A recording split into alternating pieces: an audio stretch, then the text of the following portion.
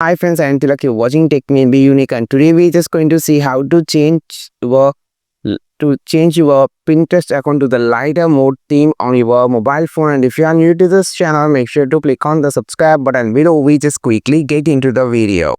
So how to enable the lighter mode option on your Pinterest account is just going to show or light mode. So click on the unsaved option on the bottom, then click on the profile picture on the top.